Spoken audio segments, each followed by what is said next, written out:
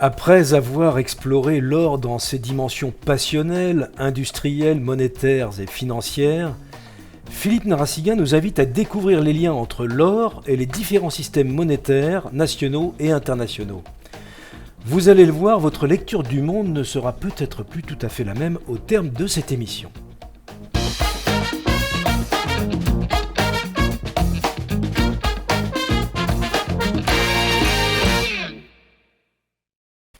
Et nous sommes heureux donc de retrouver Philippe Narassigan pour cette deuxième partie de cette émission consacrée à l'or, aux systèmes monétaires nationaux et internationaux. Donc bonjour Philippe Narassigan. Bonjour Christophe Porlier. Alors n'hésitez pas si vous aimez, si vous appréciez nos émissions à vous abonner sur notre chaîne. Philippe Narassigan, l'or et les systèmes monétaires nationaux et internationaux. Alors là on rentre dans un domaine qui est votre spécialité. Alors en résumé, quel lien peut-on faire pour introduire cette deuxième partie? Alors, dans la première partie, nous avions vu les différentes utilisations de l'or dans la vie quotidienne, dans la vie des ménages, des agences économiques, mais des aspects des fois surprenants. L'application de l'or dans l'industrie, on connaissait la joaillerie, et puis l'or actif financier pour les ménages, actifs de patrimoine, etc. Là, on va voir comment l'or a structuré la vie économique des nations, et donc des ménages et des entreprises.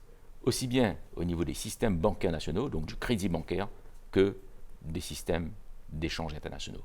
Donc voilà la différence fondamentale entre la première partie et la deuxième partie.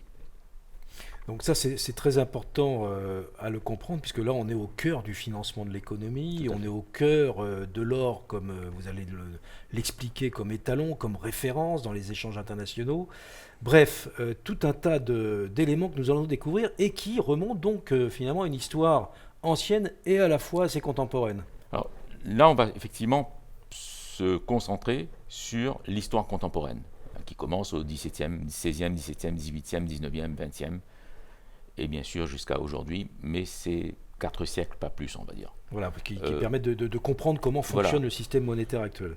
Et au fond, la question principale, c'est le financement de l'économie par les banques. Si on prend le 18e, 19e siècle, comment l'or a structuré le financement de l'économie par les banques. Alors, il faut dire que il faut bien comprendre l'histoire économique, parce que jusqu'à récemment, jusqu'au XVIIIe siècle, XVIIe, XVIIIe siècle, les économies mondiales, d'ailleurs, sont des économies fondamentalement agricoles. Et donc, le temps est un temps long. Ça ne va pas vite, si on peut dire.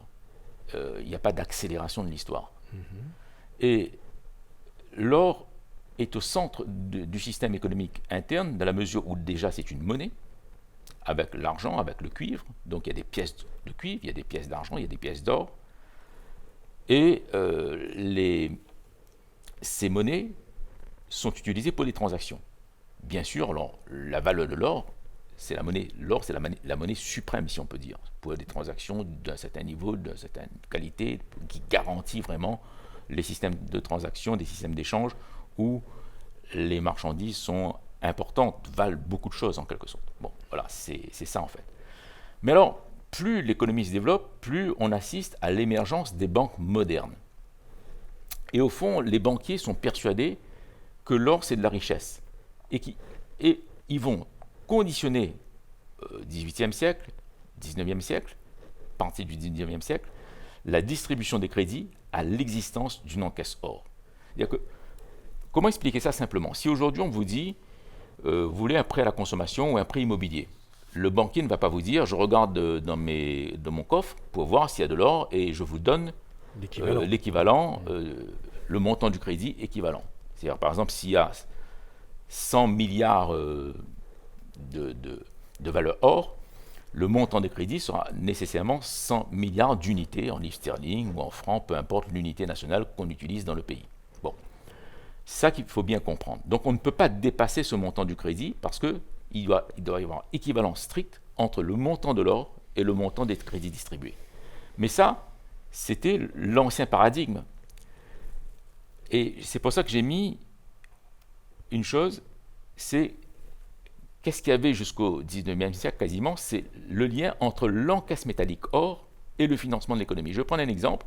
Si le montant des crédits distribués est de 100 milliards de livres sterling, bien sûr on prend l'exemple de la Grande-Bretagne, le montant de l'encaisse or de la Bank of England, qui est la banque centrale entre guillemets de la Grande-Bretagne, puisque ce n'est pas les banques centrales au sens moderne, après ça a été nationalisé, comme la Banque de France a été nationalisée en 1945, après la Deuxième Guerre mondiale. Donc, l'encaisse or doit être de 50 milliards de livres sterling au minimum. D'accord? Donc ça veut dire qu'à partir de ce moment-là, là, c'est une petite révolution quand même, c'est qu'on accepte effectivement qu'il n'y ait pas... Là, effectivement, on passe d'une couverture à 100% à une couverture, par exemple, à 50%, parce que l'économie se développe, et notamment l'économie agricole. C'est le début de la modernisation de l'agriculture en Angleterre, en Grande-Bretagne, avec les nouveaux équipements. Donc il faut des crédits de plus en plus importants. Ce ne sont plus des petits crédits qu'on demande. Ce sont des crédits qui servent à acheter des équipements ou des biens immobiliers, parce qu'il y a aussi la construction qui se développe, avec l'apparition des grandes villes, Londres, Manchester, Liverpool, toutes ces grandes villes qui apparaissent en Grande-Bretagne. Donc il faut construire. C'est une révolution industrielle aussi. C'est d'abord une révolution agricole. C'est pour ça que j'insiste bien sur le côté agricole. Et puis, effectivement, ces grandes villes, comme il y a l'exode rural, parce qu'il n'y a plus besoin de main-d'œuvre dans les campagnes, la production agricole augmente considérablement. C'est la révolution agricole qui va permettre la révolution industrielle. Le factory system qui apparaît en Grande-Bretagne avec les petites usines, les moyennes, puis les grandes usines, les grandes organisations. Et là, les crédits vont exploser. Et donc, les économistes ils ont encore une mentalité qui a été propagée par les mercantilistes. Les mercantilistes disaient que la richesse, c'est l'or. Plus on a d'or, plus on est riche. Je ne vais pas revenir sur le facteur religieux, on prendrait trop de temps. On l'avait déjà développé d'ailleurs. Voilà. Et effectivement, avec le développement de l'économie, de façon pragmatique, les Britanniques se disent on ne peut plus avoir une couverture à 100%, 50%, il faut passer des couvertures de moins en moins importantes. Et on va se dire, par exemple, si le montant des crédits est de 100 milliards de livres sterling, la valeur de l'encaisse or doit être égale au moins à 20 milliards équivalents de livres sterling, soit 20%. Et donc, durant la première moitié du 19e siècle, il est admis quand même que la distribution des crédits, ce qu'on appelle nous en économie la création monétaire, doit dépendre de l'encaisse or des banques. Moi je dis des banques centrales, en réalité des banques en général. La banque centrale, la Bank of England, c'est la banque de premier rang, on l'a expliqué largement dans le MOOC Monnaie, Banque et Financement de l'économie. C'est une banque privée qui a la surface financière à la City la plus importante. C'est là où les petites banques viennent réescompter les lettres de change. D'accord ? Et elle, bien évidemment, ayant la surface financière la plus importante, c'est elle qui a aussi l'encaisse or, les montants d'encaisse or les plus importants.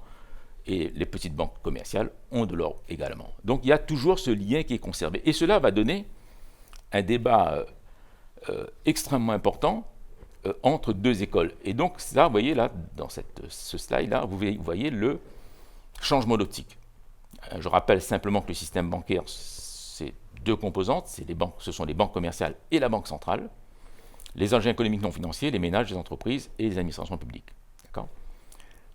Et donc, ce changement d'optique, il est dû justement à ce qu'il devient impossible de gager le montant de la distribution de crédit sur l'encaisse or des banques et des banques centrales, suite à l'accélération de la révolution agricole, de la révolution même, je dirais, de l'économie, lorsqu'on parle du bâtiment, de la construction et de la révolution industrielle en Grande-Bretagne. La production d'or, elle est de plus en plus faible. Et donc, c'est là qu'il va y avoir un débat extrêmement tendu entre deux grandes écoles d'économistes, les partisans de la Currency School et ceux de la Banking School. Les premiers veulent conserver un lien entre la distribution de crédit et l'encaisse or, alors que les partisans, les défenseur de la Banking School ne veulent pas, veulent rompre ce lien entre l'or et la distribution de crédit. Donc vous voyez que c'est cela en fait qui va faire que En 1913, en 1914, on va suspendre la convertibilité des billets en or. Dans la mesure où, et en plus, on peut, alors il y a encore un autre aspect, c'est qu'on peut de moins en moins distribuer des billets. Quand vous venez, je donne encore une image forte, quand vous venez faire un crédit contracter un crédit de 1000 livres sterling, on peut vous le donner en billets, ce crédit. Vous pouvez l'apporter à votre maison et puis acheter ce que vous voulez. Mais lorsqu'il faut faire un crédit de 100 000 livres sterling, c'est compliqué. Parce qu'il y a des voleurs, il y a des escrocs, vous pouvez être attaqué. Donc, à ce moment-là, il y aura l'apparition de la monnaie scripturale. Oui. Donc, la monnaie de crédit, c'est-à-dire qu'on va dire le crédit, ben voilà, c'est une ligne d'écriture et vous pouvez mobiliser votre crédit comme vous le voulez. Si vous construisez, ben, si on vous donne 100 000 livres sterling, ce sera 10 000 aujourd'hui, 20 000 aujourd'hui, demain, etc. Vous mobilisez votre crédit au fur et à mesure que votre construction progresse, la maison que vous voulez construire progresse, la construction de la maison. D'accord ?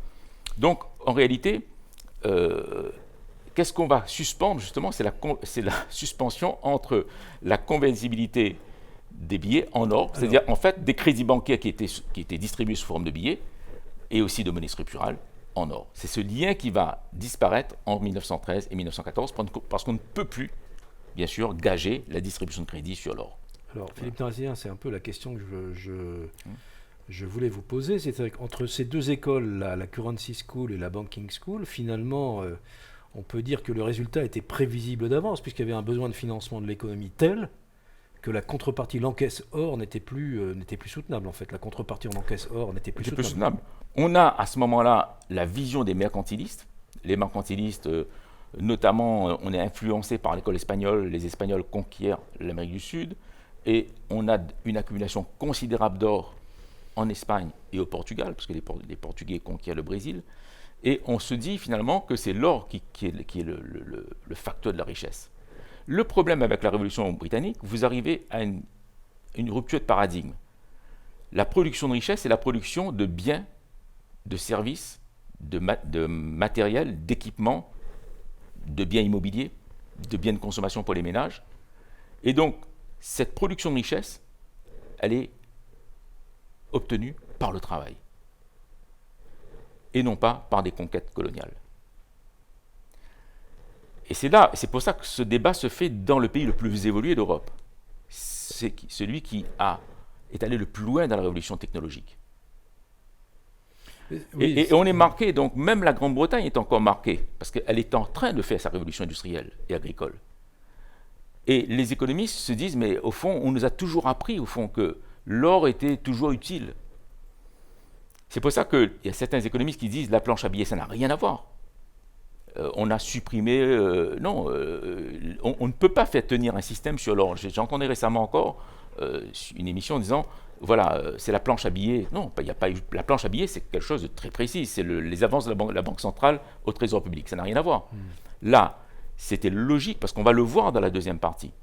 Les gens se disent, retournons à un système monétaire international gagé sur l'or pour financer les relations commerciales internationales. C'est impossible. Parce que c'est une monnaie de crédit aujourd'hui. C'est une monnaie qui est créée pour accompagner la création de richesse. Vous avez très bien expliqué d'ailleurs dans votre MOOC la création, effectivement, voilà. La création de monnaie, le processus de création de monnaie. Tout à fait, le processus de création de monnaie. Donc la monnaie doit accompagner la création de richesse, donc l'activité économique. Donc l'activité. Mais alors, Philippe Naraziguin, quand même, ce point est absolument essentiel, parce que là, c'est un changement de paradigme total. Civilisationnel, quasiment. Civilisationnel, on change de civilisation, c'est-à-dire que vous vous rendez compte, par la suite on le verra, le taux de change, une livre sterling, à l'époque c'est 25-22 francs. C'est-à-dire que c'est comme si la Grande-Bretagne, alors c'est une mauvaise image, c'est vrai, mais c'est comme si la Grande-Bretagne était 25 fois plus puissante que la France. C'est-à-dire que tout d'un coup, on est dans un monde nouveau que les Britanniques ont créé et qui bouleverse. C'est ça, c'est une sorte d'effet de levier, enfin je ne sais pas comment on pourrait le... Oui, qui bouleverse tout ce que nous avions appris auparavant, y compris qu'est-ce que la monnaie, qu'est-ce que la monnaie c'est l'or, qu'est-ce que la création de richesse, la création de richesse c'est aller voler les stocks d'or ailleurs.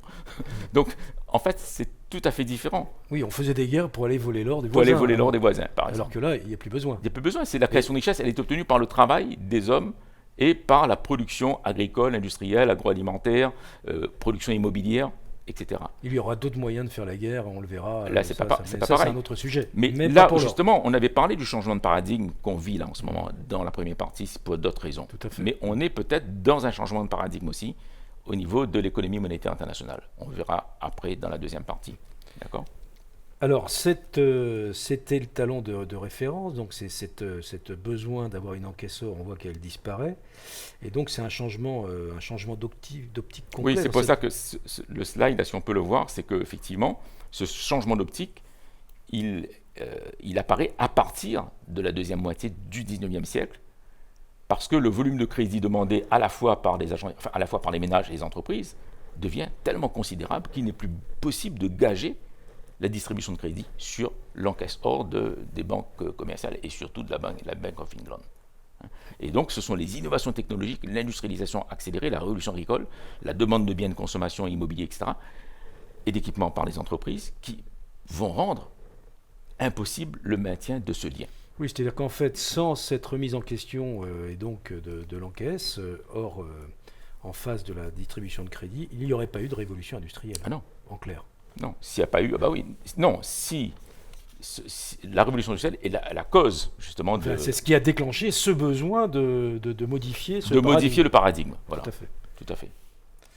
Alors, donc, on distribue donc là, cette fameuse. On pourrait revenir sur cette question parce que la monnaie scripturale, elle apparaît comment en fait cette monnaie scripturale?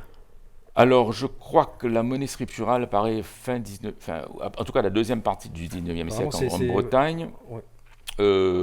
C'est donc une loi du Parlement anglais en 1844 qui effectivement reconnaît la monnaie scripturale. Donc vous voyez que les Britanniques sont déjà très évolués au niveau mondial. Il y a que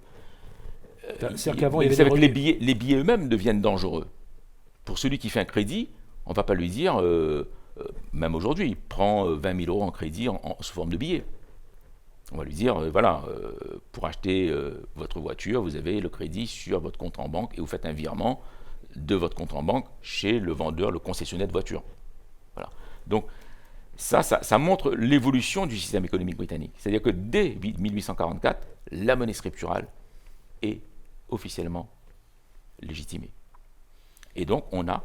Donc c'est l'émergence, c'est la création du système bancaire finalement. C'est la création des systèmes bancaires modernes en tant que système. Qui est encore de mise aujourd'hui.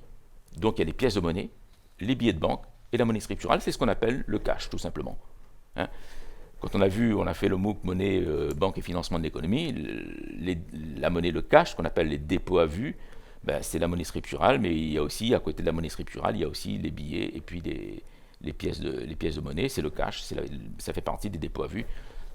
Pour ceux qui me regardent, c'est M1, hein, la masse monétaire stricte de cash au sens de M1 pour les gens qui sont en deuxième. Alors pour les spécialistes, pour les gens qui font des études de sciences économiques, vous avez l'excellent MOOC sur l'économie monétaire, les deux MOOC d'ailleurs, économie monétaire et financement de l'économie qui ont été proposés par Philippe Narassiguin et que vous retrouvez sur le portail de l'Université numérique de la Réunion, unr.unif-réunion.fr. Tout à fait. Voilà. Donc, vous avez raison de le rappeler parce que c'est... les cours sont disponibles gratuitement, donc profitez-en. C'est vrai que ce sont des cours de très très haut niveau, des masterclass, on peut le dire, sur cette question. Avec toutes les fiches, les explications, les séquences, les enchaînements, l'analyse économique, etc., l'histoire aussi, bien sûr. Et là, vous voyez, effectivement, j'ai fait une fiche sur ce que sont les moyens de paiement aujourd'hui, pièces de monnaie, billets, monnaie scripturale. On appelle ça les dépôts à vue, qui sont dans nos banques commerciales à nous, finalement, de cash. Alors Philippe Narassiguin, donc une fois que nous avons donc les dépôts à vue, le système bancaire, l'émergence du système bancaire, les échanges internationaux, du coup, à partir du 19e siècle, les modalités de paiement donc évoluent. Avant, l'or, finalement, était un moyen d'échange aussi international. Et tout cela évolue, finalement, complètement à ce moment-là. Tout à fait, parce que déjà, au 19e siècle, l'or est... On échange peu d'or finalement. On échange, alors là, je ne vais pas rentrer dans les aspects techniques parce qu'en économie monétaire internationale, on a les points d'or. À partir de quel moment on va envoyer de l'or? Par exemple, un Français envoie de l'or en Grande-Bretagne ou un Britannique envoie de l'or en France. Mais on ne va pas rentrer là-dedans. Parce qu'il y a des moments où on doit envoyer de l'or physiquement par les ports. Et il y a des moments où il faut mieux le faire sous forme de monnaie. Les paiements se font déjà sous forme de monnaie au niveau des relations commerciales internationales. Donc, comment peuvent se faire ces relations commerciales internationales? Donc, il faut quoi? Il faut bien sûr le taux de change. Et quand on parle de taux de change, on bascule en économie monétaire internationale. Le commerce n'existe que parce qu'il y a la détermination possible des taux de change. Et comment se fait la détermination des taux de change? C'est pour ça que même l'or, indirectement, reste un peu au centre du système. On va dire 1 franc égale 0,2903 g d'or pur, une livre sterling égale 7,322 g d'or pur. Donc le taux de change livre sterling franc, c'est tout simplement le ratio, le rapport entre 7,322 et 0,2903. Une livre sterling est égale à 25,22 francs. Est-ce que c'est toujours le cas aujourd'hui? Non, ça s'est terminé en 1913 ou 14. D'accord. Donc, mais voilà comment on déterminait le taux de change entre deux pays. Donc, vous voyez que c'est dit à le rapport de force entre la Grande-Bretagne et la France. Une livre sterling, plus de 25 francs. D'accord. Et c'est par ce biais, évidemment, que les échanges étaient possibles, les échanges commerciaux internationaux, et les paiements se faisaient par des lettres de change, avec des échéances, bien sûr, de 1 mois, 2 mois, 3 mois. Donc, vous voyez que là encore, on utilise les lettres de change aussi bien au niveau interne qu'au niveau externe. Donc là, c'est vraiment la mise en place des systèmes de paiement modernes, nationaux et internationaux, par le biais des lettres de change. Et je l'ai dit là, juste un mot, mais je n'ai pas le temps de développer, bien sûr, que les envois d'or étaient nécessaires lorsque les taux de change devenaient défavorables. Et dans le cas contraire, ce qui est le cas généralement usuel, sauf pour des très très gros montants, que les taux de change étaient très défavorables, à ce moment-là, il fallait envoyer de l'or. D'accord ? Et sinon, les paiements se faisaient, bien sûr, en monnaie nationale. Donc là, on est au 19e siècle, et puis ensuite, nous allons donc découvrir les accords de Bretton Woods. Beaucoup d'entre nous en ont parlé. Il s'agit de quoi exactement? Alors, il faut bien comprendre une chose, on fait un petit peu d'histoire rapidement, c'est que, alors, on est en plein débat sur la dédollarisation du monde, etc. Mais les cycles de monnaie internationale sont très longs. Enfin, jusqu'à présent, ils étaient très très longs. Il y a eu l'or, qui a duré plus de 2 siècles ou 3 siècles. Il y a eu la livre sterling, qui était concurrencée par l'or, mais elle est devenue quand même une grande monnaie internationale. D'ailleurs, c'est pour ça que les Britanniques disaient « as good as gold ». Nous avons une monnaie as good as gold, aussi bonne que l'or. Et puis, il ne faut pas oublier que le dollar émerge comment? Le dollar émerge déjà par 2 guerres. On l'oublie souvent. La guerre civile, oui. Non, 2 guerres en Europe. D'accord, vous ne parlez pas de la guerre civile. Non. Les États-Unis n'ont pas connu la guerre sur le territoire. Jusqu'à présent, d'ailleurs. À part la guerre civile, quand même, il y a une guerre. Non, mais là, c'était la fondation des États-Unis. Je parle de guerre étrangère. Oui. Pour l'instant, les États-Unis, c'est un des rares pays qui n'a pas connu de guerre entre un pays et un autre pays directement sur son territoire oui. Pays étranger. Et donc, c'est une aubaine finalement, parce que la guerre a lieu en 2 fois sur le sol européen. Et ce sont des guerres qui vont coûter non seulement des pertes humaines considérables, la guerre 14-18, une chute de la démographie, la guerre 39-45, des dizaines de millions de morts en Europe, et l'effondrement des systèmes industriels, des systèmes productifs en Europe. Et donc, il a fallu 2 guerres, finalement. Et pendant ce temps-là, alors, le rôle des États-Unis est intéressant, parce que pendant ce temps-là, les États-Unis sont des fournisseurs. Les États-Unis font du business aussi. Mais ce sont des grands industriels. À ce moment-là, ce sont les grands industriels du moment. La puissance industrielle américaine ne peut qu'émerger entre ces 2 guerres-là. Et donc, mais qu'est-ce qui va se passer entre 1914 et 1939? C'est le protectionnisme européen. Il y a une contraction des échanges internationaux. L'Allemagne, grande nation protectionniste, qui développe un système industriel extrêmement puissant, d'armement, de bases industrielles automobiles, d'armement de toutes sortes, d'équipements aussi, bien sûr.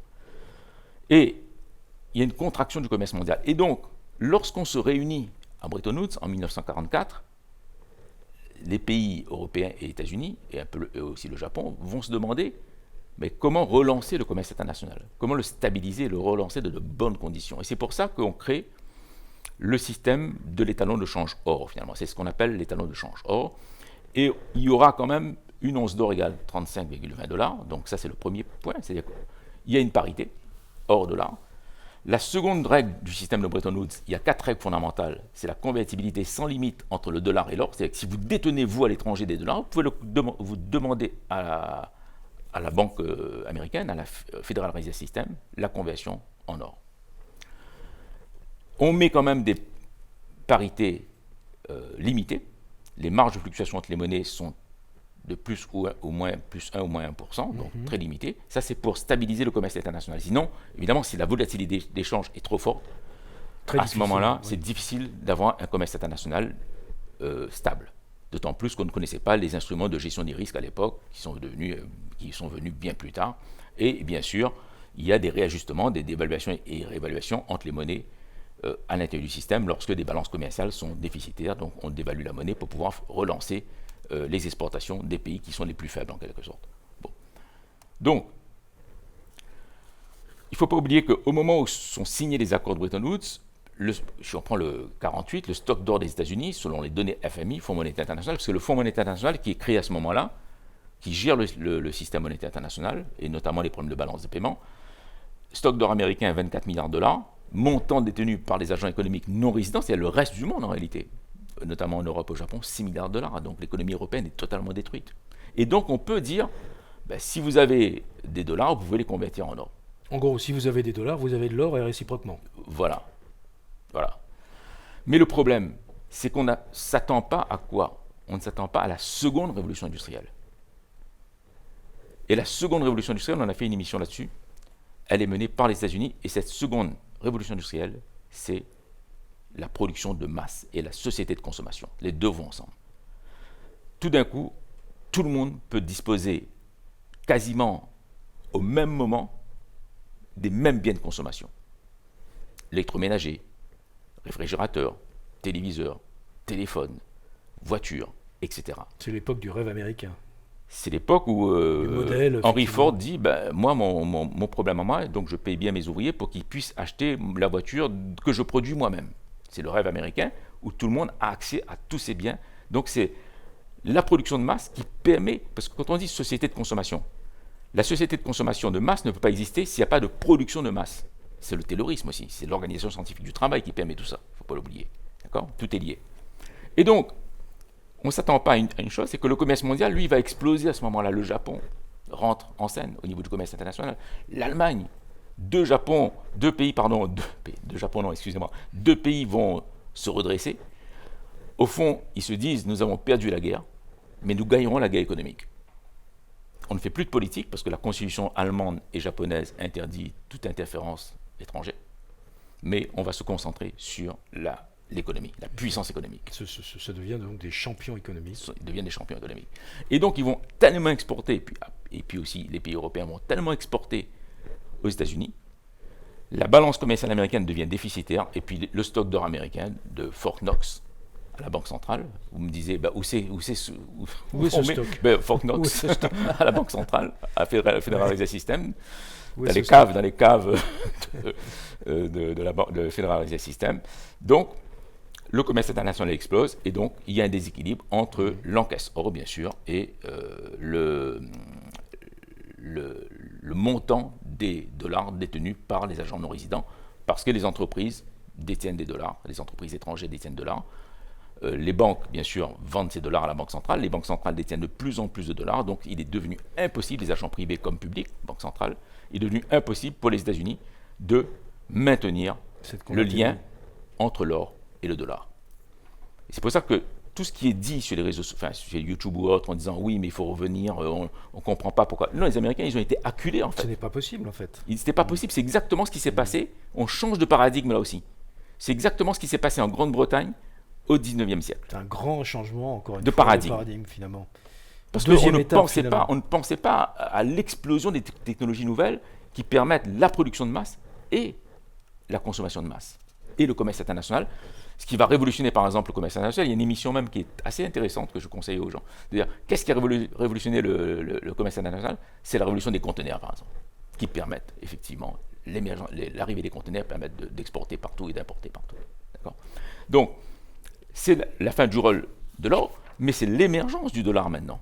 comme monnaie de monopole au niveau international. Oui, mais quelque part, le fait C'était déjà là. Le fait qu'il soit plus convertible, il perd un peu de la confiance qu'il donnait. Non, mais il n'y a pas de confiance dans la mesure où la confiance maintenant, ce sera les monnaies de crédit. La confiance, c'est parce qu'il a une puissance derrière industrielle telle que la confiance est militaire. Et militaire, bien sûr. Mais c'est exactement ce qui s'est passé pour les monnaies nationales. Derrière les monnaies nationales, il y avait des systèmes productifs de plus en plus puissants. On ne pouvait pas conserver le lien. C'est exactement, je fais le parallèle, la translation entre ce qui s'est passé, rappelez-vous les débats Banking School, Currency School, et bien sûr le système monétaire international de Bretton Woods. Donc, les Américains, bien sûr, suspendent la convertibilité dollar-or, et désormais, le dollar peut régner totalement dans les échanges commerciaux internationaux comme monnaie de référence. Le dollar sera à la fois la monnaie de référence des échanges commerciaux internationaux, la monnaie de référence parce que les banques centrales veulent en avoir pour acheter, à la puissance industrielle de l'époque la plus importante, les États-Unis, et bien sûr comme émission d'obligations internationales, les bons du trésor, etc. Lorsque vous voulez avoir du financement extérieur, vous, par exemple, vous émettez des bons du trésor en dollars. Donc vous voyez que le dollar va toucher tous les aspects, finalement, de la vie économique des nations.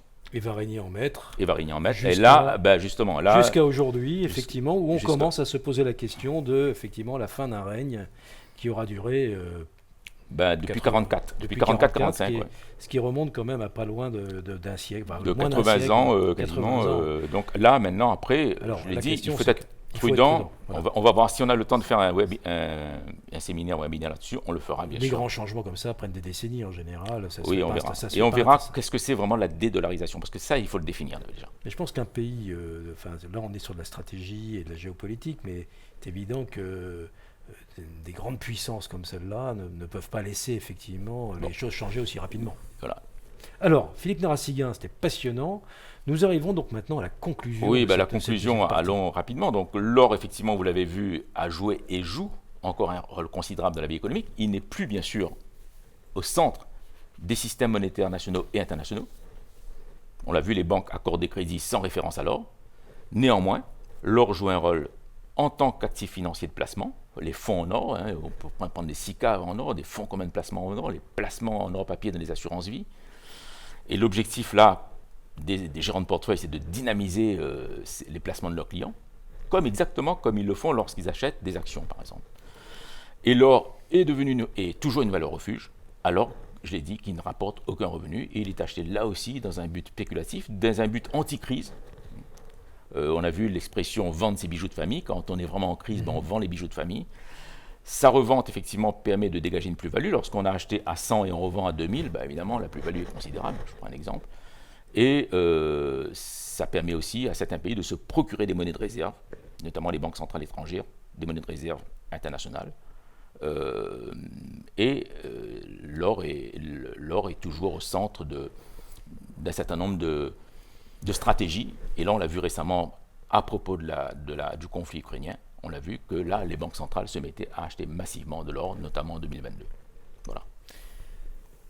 Eh bien, Philippe Narassiguin, merci pour ce voyage au pays de l'or. On a découvert beaucoup de choses. On peut effectivement compléter l'ensemble de cette information en allant regarder aussi vos cours extrêmement fournis sur le sujet du financement de l'économie monétaire.